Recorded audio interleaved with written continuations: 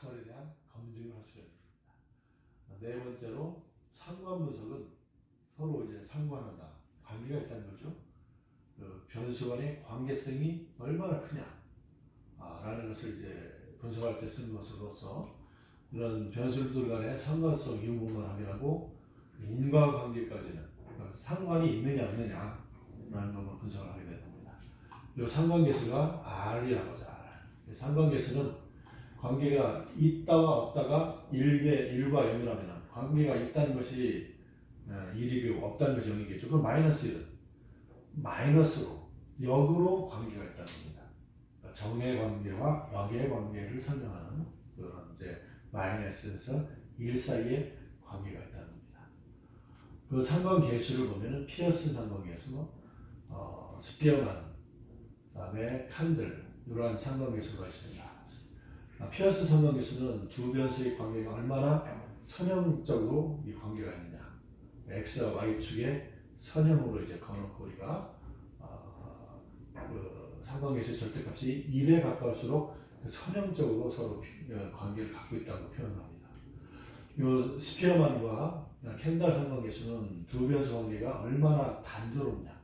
그러니까 한 변수가 커지면 따라서 커지고 이게 작아지면 따라서 작아진다는 그 단조성이 따라가는 성질이 아주 크다는 거죠.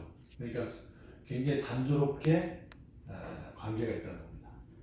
이러한 이제 스피어만과 캔들 상관계수의 절대값이 1에 가까울수록 두 변수는 강한 관계를 이제 표현한다 겁니다. 마지막으로 이제 회귀분석입니다. 회귀분석은 독립변수가 우리가 이제 검증하고자 하는 종속변수에 얼마나 영향을 미치는가 분석할 때 이런 회귀분석이 바로 상관관계 분석 이후에 이제 인과관계를 이제 분석할 수 있다는 겁니다. 이런 관측된 사건들을 정량화해서 여러 독립변수와 종속변수의 관계를 함수식으로 이제 설명을 합니다. 예를 들어서 어떤 하나의 세트 메뉴로 파는 햄버거 가게. 주인은 이 햄버거에 여러 가지 변수들이 있죠. 맛, 감자튀김의 맛, 가격, 종업원의 친절도, 가게분위. 이 5가지라는 이 독립변수가 고객에게 만족한다는 종속변수에 어떻게 영향을 미치는 거 알고 싶다. 바로 이럴 때 회귀분석이라는 우리가 분석 방법을 시행하면 된다는 겁니다. 상관분석은 R이었는데 이 회귀분석은 R 스퀘어의 값을 우리가 구하는 겁니다. 그래서 독립변수와 종속변수로 구한 상관계수의 제곱한 그런 이제 값으로 나타나고 이러한 그 R 스퀘어 값은 독립변수를 가지고 얼마만큼 의미 있게 종속변수를 설명할 수 있느냐, 예측할 수 있느냐, 판별할 수 있느냐 그런 데 차이입니다.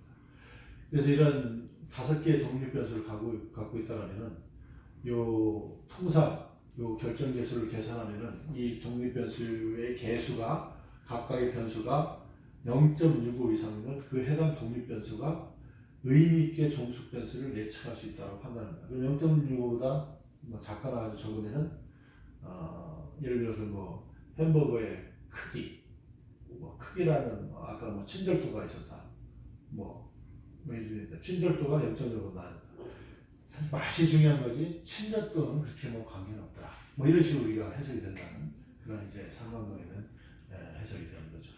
이러한 내용을 전체적으로 정리하면은 이제 빈도 분석과 평균 분석, 변량 분석, 상관 분석이 회귀 분석으로서 빈도 분석은 데이터 빈도 나타나는 몇 번 나타나는가 하는 횟수, 집단 간의 빈도차를 검증하는 거고 평균 분석은 데이터가 점수화되어 있고 두 집단 간의 평균차를 통해서 두 집단이 같냐 다르냐. 변량 분석은 데이터가 평균 분석과 같은 점수이나 집단이 3개 이상이다. 상관 분석은 두 변수 간의 상관연도.